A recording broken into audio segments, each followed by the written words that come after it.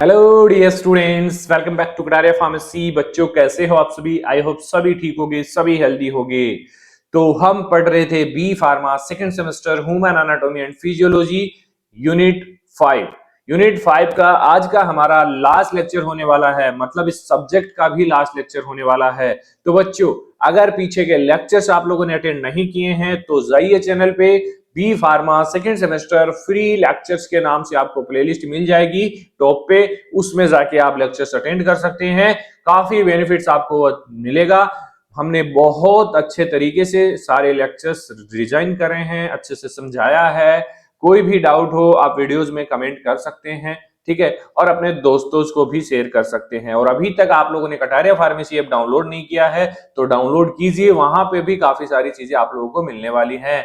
Detail notes मिलेंगे, short notes मिलेंगे, crash course भी मिलेगा अफोर्डेबल प्राइस में, तो आप जाके देख सकते हैं। डिस्काउंट्स भी मिलेगा, डिस्काउंट के लिए कूपन कोड आपको टेलीग्राम चैनल पे देखने को मिलेगा। तो चलिए स्टार्ट करते हैं। आज का हमारा टॉपिक होने वाला है इंट्रोडक्शन टू जेनेटिक्स। तो जेनेटिक्स वाला पार्ट हम आज कवर करने वाले हैं। अच्छा टॉपिक है, अच्छे से हम इसको कवर करने वाले हैं। तो चलिए स्टार्ट करते हैं आज के इस लास्ट लेक्चर को। तो सबसे पहले जानना जरूरी है जेनेटिक्स क्या होता है। तो जेनेटिक्स से सीधा सीधा मतलब है कि मदर फादर से जो गुण होते हैं, मदर फादर के गुण होते हैं, वो टुगेदर्स के अंदर बच्चों के अंदर कैसे चले जाते हैं, और जो गुण होते हैं उन्हीं को हम जेनेटिक्स बोलते हैं। तो genetics is the branch of biology that deal with the study of heredity and variations. Heredity मतलब मदर फादर के जो गुण होते हैं बच्चों में चले जाते हैं। इसके अलावा एक ही स्पीसीज के, एक ही इंसान के गुण दूसरे इंसान से मैच नहीं करते हैं, तो उसको बोलते हैं वेरिएशंस, ठीक है। तो explaining how trait are pass from the parent to offspring, मतलब कि जेनेटिक्स एक्सप्लेन करता है कि मदर फादर से उनके जो गुण है, ट्रेट्स हैं, वो कैसे टुगेदर्स के अंदर चले जाते हैं, ठीक है। तो वो चीज हमें स्टडी करनी है, व्हाट इज जेनेटिक्स। तो जेनेटिक्स जीव विज्ञान की वह शाखा है जो हेरिडिटी वंशानुक्रम और वेरिएशंस विभिन्नता का अध्ययन करती है, अर्थात गुण माता पिता से संतान में कैसे चले जाते हैं, ठीक है। ये चीज हमें स्टडी करना है इसके अंदर। की टर्म देखिए, हेरिडिटी क्या है? Transmission of traits from parent to offspring, मतलब माता पिता से संतान में गुणों का स्थानांतरण। वेरिएशन से difference in traits among individual of the same species, मतलब एक ही प्रजाति के सभी एक ही प्रजाति के व्यक्तियों में गुण अंतर होता है, अलग अलग गुण होते हैं। ये चीज आप भी मानते हैं। ये है जेनेटिक्स के कारण होता है बेसिकली। तो हेरिडिटी पता लग गया, वेरिएशंस पता लग गया, तो मतलब इंट्रोडक्शन आपको पता लग गया जेनेटिक्स का, ठीक है। अब हम बात करते हैं क्रोमोसोम्स की। जेनेटिक्स से रिलेटेड पार्ट्स जो हैं, पॉइंट्स हैं, क्रोमोसोम हैं, जीन्स हैं, डीएनए हैं, इन सभी के बारे में हम इस लेक्चर में स्टडी करने वाले हैं, टॉपिक वाइज जो भी टॉपिक हमारे सिलेबस में दिए हुए हैं। क्रोमोसोम क्या है? Chromosome are thread like structure present in the nucleus of the cell that carry genetic information in the form of DNA। समझ गए क्रोमोसोम क्या होता है? थ्रेड लाइक स्ट्रक्चर है, प्रेजेंट होता है न्यूक्लियस के अंदर of cell and that carry genetic informations, मतलब किसी भी स्पीसीज की, पर्सन की जो जेनेटिक इंफॉर्मेशंस होती हैं वो क्रोमोसोम के अंदर स्टोर होती हैं, क्रोमोसोम की मदद से आगे टुगेदर सेल्स में ट्रांसफर होती हैं। तो इन द क्रोमोसोम इन मतलब carry in genetic information in the form of DNA, ठीक है। कौन? क्रोमोसोम। तो क्रोमोसोम कोशिका के नाभिक में पाए जाने वाले धागे नुमा ढांचे होते हैं जो डीएनए के रूप में आनुवंशिक जानकारी ले जाते हैं, ठीक है। स्ट्रक्चर ऑफ क्रोमोसोम की बात करें तो बेसिकली देखिए, ईच क्रोमोसोम हैज क्रोमेटिड होगा, स्ट्रक्चर भी मैं दिखा देता हूं आपको। देखिए क्रोमेटिड होगा, chromatid two identical halves of chromosome, एक ये है एक ये है, ठीक है। इसके बाद सेंट्रोमीरियर होगा, centromere basically joint two chromatid, two chromatid को ज्वाइंट करने का काम कौन कर रहा है? सेंट्रोमियर कर रहा है, हेल्प इन सेल डिवीजन, और सेल डिवीजन में भी ये मदद करेगा। इसके बाद आता है टीलोमियर। टीलोमियर आउटर में दिख रहा होगा आपको, टीलोमियर दोनों साइड है, ये एंड ऑफ क्रोमोसोम में प्रेजेंट होता है, प्रोटेक्ट करेगा डीएनए फ्रॉम डैमेज, ये डैमेज होने से बताता है, ठीक है। इसके अलावा क्रोमेटिन होता है जो डीएनए प्लस हिस्टोन प्रोटीन से मिलकर बना हुआ होता है। तो एक तो इसका शॉर्ट आर्म होता है, दूसरा लॉन्ग आर्म होता है, किसका? क्रोमोसोम का। ठीक है, स्ट्रक्चर होगी, स्ट्रक्चर के जो पार्ट्स हैं वो भी हो गए, अच्छे से समझ में आ गए होंगे। चलिए बात करें टाइप ऑफ क्रोमोसोम्स की, तो बेसिकली देखिए ऑटोसोम्स होते हैं जो कंट्रोल करते हैं कंप्लीट बॉडी के कैरेक्टर्स को। 22 पेयर्स होते हैं ह्यूमंस के अंदर। ठीक है, इसके अलावा सेक्स क्रोमोसोम्स होते हैं जो डिटरमाइन करते हैं कि सेक्स क्या होगा, मेल होगा या फीमेल होगा। तो फीमेल के अंदर बेसिकली डबल एक्स प्रेजेंट होते हैं और मेल के अंदर एक्स वाई होते हैं। तो देखिए कैसे डिटरमाइन होगा कि बच्चा जो होगा वो फीमेल होगा या मेल होगा। तो देखिए बेसिकली फीमेल के अंदर एक्स एक्स क्रोमोसोम्स होते हैं, लेकिन मेल के अंदर एक्स वाई होता है। तो या तो एक्स आएगा, ठीक है, या वाई आएगा। तो अगर एक्स आएगा तो फीमेल होगा, अगर वाई आएगा तो बेसिकली मेल होगा। ठीक है, इस तरीके से डिटरमाइन होता है कि मेल होगा या फीमेल होगा, बच्चा होगा या लड़की होगी, मतलब लड़का होगा या लड़की होगी। ठीक है, चलिए आगे देखते हैं ह्यूमन क्रोमोसोम का नंबर जो है। तो देखिए ह्यूमंस के अंदर बेसिकली 46 क्रोमोसोम्स होते हैं, मतलब कि इनको बोलते हैं हम डिप्लॉइड। बॉडी सेल्स जो है हमारी उसके अंदर 46 क्रोमोसोम्स होते हैं। लेकिन जो हमारे गेमेट्स हैं, गेमेट्स क्या है, स्पर्म है, ओवम है, उनके अंदर 23 ही होते हैं ओनली। जैसे स्पर्म की बात करें तो स्पर्म में 23 होंगे, ओवम में बेसिकली 23 होंगे। तो दोनों एक जगह फ्यूज होके बनाते हैं 46 क्रोमोसोम। मतलब पहले तो 23 ही होते हैं इनके अंदर। ठीक है, तो इनको बोलते हैं हैप्लॉइड, हैप्लॉइड क्रोमोसोम बोलते हैं। ठीक है, तो body double have chromosome, double chromosome, gametes have half chromosomes. ठीक है, ये चीज आपको याद रखनी है। चलिए अब बात करते हैं जीन्स की। तो जीन्स एक इंफॉर्मेशन है जो स्टोर रहती है एंड ट्रांसफर होती है दूसरे स्पीसीज में, मदर फादर से टुगेदर के अंदर। ठीक है, तो a gene is a functional segment of DNA that carry information for the synthesis of a specific protein और एंजाइम। जो भी जेनेटिक इंफॉर्मेशन है वो जीन के अंदर कैरी होगी। ठीक है, तो जीन डीएनए का एक विशेष भाग होता है जो किसी विशेष प्रोटीन या एंजाइम के निर्माण की जानकारी देता है। ठीक है, तो फंक्शंस ऑफ जीन की बात करें तो कंट्रोल इनहेरिटेड ट्रेट्स, जो भी गुण जाने वाले हैं उनको कंट्रोल करेगा जीन। आई का कलर कैसा होगा बेबी के अंदर, हाइट कैसी होगी बच्चों की, ब्लड ग्रुप क्या होने वाला है, exist in pair as alleles. और जो जीन्स होते हैं वो एलील्स की फॉर्म में प्रेजेंट होते हैं। एलील जीन का ही एक रूप है। तो पेयर्स, अगर जीन पेयर्स में प्रेजेंट है, मतलब एक जीन हो गया, दो जीन हो गए, तीन जीन हो गए, एक जगह प्रेजेंट है, तो इस पूरे को क्या बोल दिया, एलील्स बोल दिया। ठीक है, एलील्स याद रखना, आगे बहुत एलील्स आएगा तो ध्यान रखना आपको। ठीक है, तो एलील्स क्या होता है, alternative form of the same gene, एक ही जीन की अलग अलग form. One form father, one form mother, मतलब फादर्स के गुण हैं, फादर्स के ट्रेट्स हैं, मदर्स के ट्रेट्स हैं, तो इन सबको बोल दिया हमने एलील्स। ठीक है, alternative form of the same gene. तो जैसे कि आई colour gene, brown allele, blue allele. ठीक है, इस हिसाब से एलील्स बनते हैं। ठीक है, तो चलिए आगे देखते हैं, हम बात करते हैं डीएनए की। हमने क्रोमोसोम्स देख लिया, जीन देख लिया, अब देखेंगे हम डीएनए। डीएनए की फुल फॉर्म होती है डीऑक्सी राइबो न्यूक्लिक एसिड। ये अच्छी तरीके से आप फर्स्ट सेमेस्टर में भी पढ़ चुके हैं आई थिंक। ठीक है, ये साइड में आपको डीएनए की स्ट्रक्चर दिखाई दे रही होगी। यहाँ पे नाइट्रोजन बेसेस हैं, ग्वानिन, साइटोसिन, थाइमिन और एडेनिन। ठीक है, दो शुगर बैकबोन है, शुगर फॉस्फेट बैकबोन्स हैं और ये बेस पेयर्स इसमें जुड़े हुए हैं।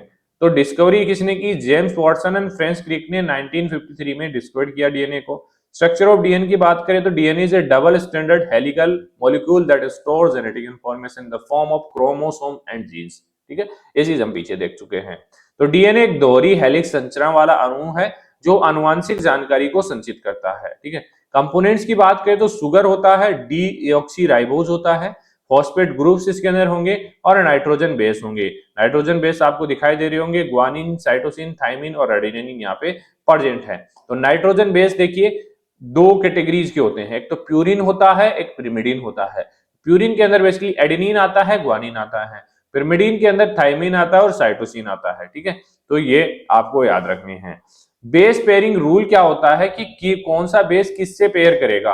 तो जो हमारा एडेनिन है, एडेनिन पेयर करेगा पिरिमिडिन थाइमिन के साथ, और इनके बीच में बेसिकली 2 हाइड्रोजन बॉन्ड्स होंगे, मतलब ए 2 हाइड्रोजन बॉन्ड और टी। ठीक है, ऐसे ही जो हमारा ग्वानिन है वो पेयर करेगा साइटोसिन के साथ, और यहाँ पे बेसिकली 3 ट्रिपल बॉन्ड्स होने वाले हैं, मतलब 3 बॉन्ड्स होने वाले हैं इनके बीच में, ठीक है, 3 हाइड्रोजन बॉन्ड होंगे, इस तरीके से ये जुड़ेंगे, ठीक है।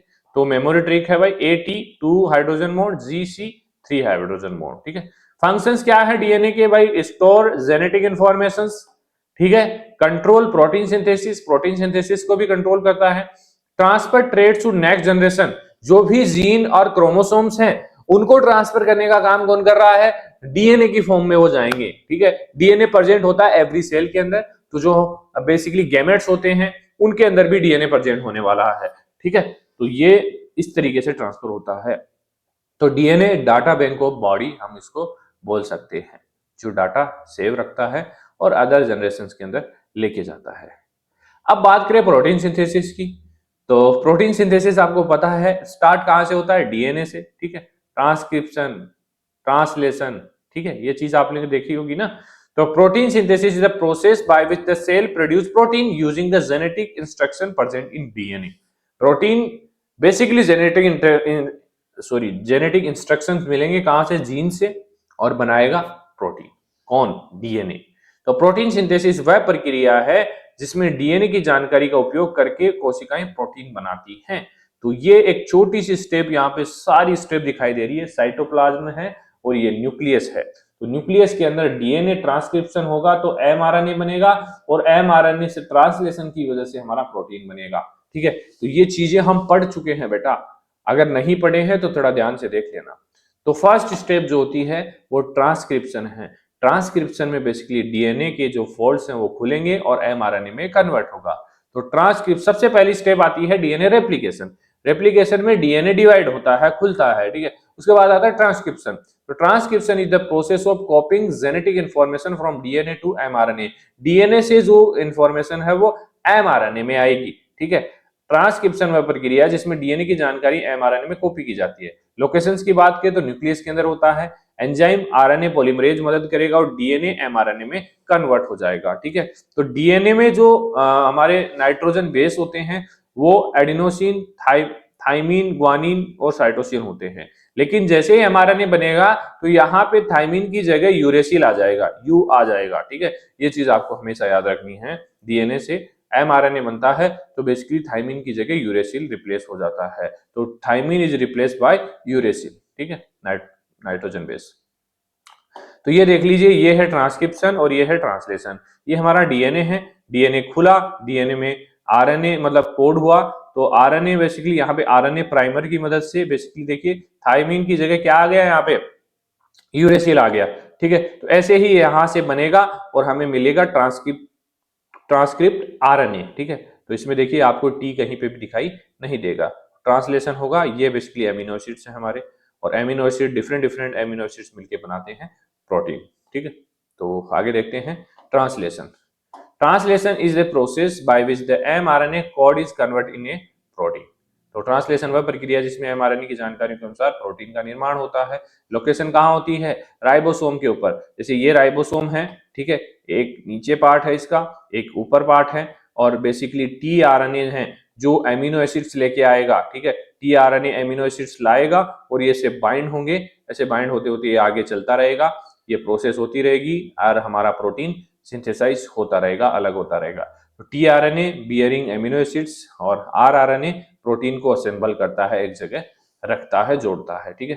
तो ट्रांसक्रिप्शन कॉपी बनाता है, ट्रांसलेशन कुक करता, पकाता है किसको? प्रोटीन को। अब बात करते हैं जेनेटिक पैटर्न ऑफ इनहेरिटेंस। तो inheritance pattern describe how gene are transmitted from parent to offspring. मतलब कि इनहेरिटेंस पैटर्न बताता है कि जीन माता पिता से संतान में कैसे जाते हैं। तो मेंडलियन इनहेरिटेंस, मेंडल ने बताया था ना, मेंडल के सारे नियम्स आप लोगों ने देखे होंगे 12th क्लास के अंदर, अगर बायो आपने पढ़ा है तो इस ग्रेगर जोन मेंडल ने, ठीक है। तो फादर ऑफ जेनेटिक इनको बोलते हैं हम। तो फर्स्ट जो लॉ था इनका, लॉ ऑफ सेरेगेग्रेशन, ठीक है, सेरेगेग्रेशन। तो इसमें देखिए जो एलील्स हैं, मतलब एलील्स क्या है, जैसे आई का कलर क्या होगा, हेयर्स कैसे होंगे, ठीक है, ये सारी चीजें। ब्लड ग्रुप क्या होगा, तो allele separate during gamete formation, gamete formation के दौरान ही सेपरेट हो जाते हैं, गेमेट बनते समय एलील अलग अलग हो जाते हैं, ठीक है। दूसरा लो था लो ऑफ इंडिपेंडेंट असॉर्टमेंट, मतलब different gene pair assort independently, विभिन्न जीन युग्म स्वतंत्र रूप से पृथक विभाजित होते हैं, अलग अलग हो जाते हैं अपने आप।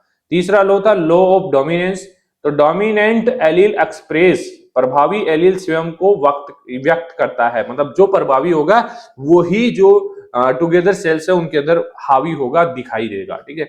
रेसेसिव एलील हिडन, मतलब अप्रभावी एलील है वो दबा हुआ रह जाता है और केवल तभी व्यक्त होता है जब दोनों एलील अप्रभावी होंगे। तो एग्जांपल देखिए, अब यहाँ पे देखिए टोल है, डबल टी है और ड्वार्फ है, स्मॉल टी। तो यहाँ पे जो डोमिनेंट एलील है वो है टी, तो टी F1 ओल टाल होंगे। यहां पे देखिए प्रभावी कौन है, टी है, तो सभी जो पेड़ पौधे होंगे जो होंगे उनकी हाइट ज्यादा होगी, ठीक है।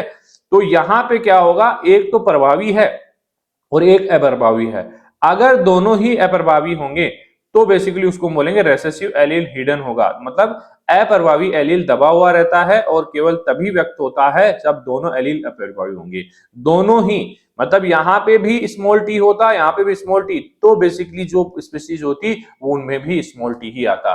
तो ये ज्यादा डीपली यहाँ पे आप नहीं समझ पाएंगे, ये चीज मैं भी बोल सकता हूँ और मैं भी आपको ज्यादा डीपली नहीं लेके जा सकता, क्योंकि ये स्टडी करना था आपको इन 12th क्लास के अंदर, यहाँ पे इतना नहीं दिया हुआ है, जितना दिया हुआ है मैंने आपको बता दिया है, ठीक है। चलिए जेनेटिक डिसऑर्डर्स की बात कर लेते हैं, तो डाउन सिंड्रोम होता है, क्रोमोसोमल सिंड्रोम है, ट्राइसोमी मतलब इसमें क्रोमोसोम कम होते हैं, 21 क्रोमोसोम्स ही होंगे। हीमोफीलिया आप जानते हैं अच्छी तरीके से, एक्स लिंक बोलते हैं इसको, क्लॉटिंग फैक्टर डेफिशिएंसी होती है, ब्लीडिंग नहीं रुक पाता है। सिस्टिक फाइब्रोसिस रेसेसिव है, CFTR जीन म्यूटेशन की वजह से होता है। सिस्टिक फाइब्रोसिस जो ट्रांस मेम्ब्रेन जो जीन होता है इसमें म्यूटेशन होता है। सिकल सेल एनीमिया कोडोमिनेंट है, अब नॉर्मल हीमोग्लोबिन लेवल हो जाता है, तो जो आरबीसी की साइज है वो रप्चर हो जाती है, बिगड़ जाती है, आरबीसी सिकल सेल लाइक हो जाती है, ठीक है। तो ये कुछ डिसऑर्डर्स हैं। तो ये हमारा सब्जेक्ट कंप्लीट हो चुका है, ह्यूमन एनाटॉमी एंड फिजियोलॉजी। तो बेटा कोई भी डाउट हो आपका तो आप बेझिझक कमेंट कर सकते हैं। अगर सारे लेक्चर्स आप लोगों को समझ में आए हैं तो एक प्यारा सा कमेंट बनता है हमारी मेहनत के लिए, ठीक है। और अगर आपने अभी तक भी नोट्स वगैरह नहीं लिए हैं तो किडारे फार्मेसी ऐप डाउनलोड कर सकते हैं। आपको नहीं करना, अपने दोस्तों को शेयर कर सकते हैं, उनकी मदद हो जाएगी। तो हमेशा बने रहिए हमारे साथ, हम भी आपके साथ हैं। 8 सेमेस्टर तक आपका साथ नहीं छोड़ेंगे, लेकिन आपको हमारा सपोर्ट करना पड़ेगा।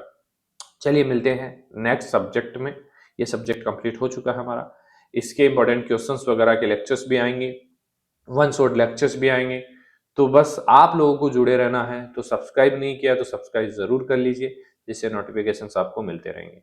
चलिए मिलते हैं नेक्स्ट लेक्चर में, बहुत बहुत धन्यवाद।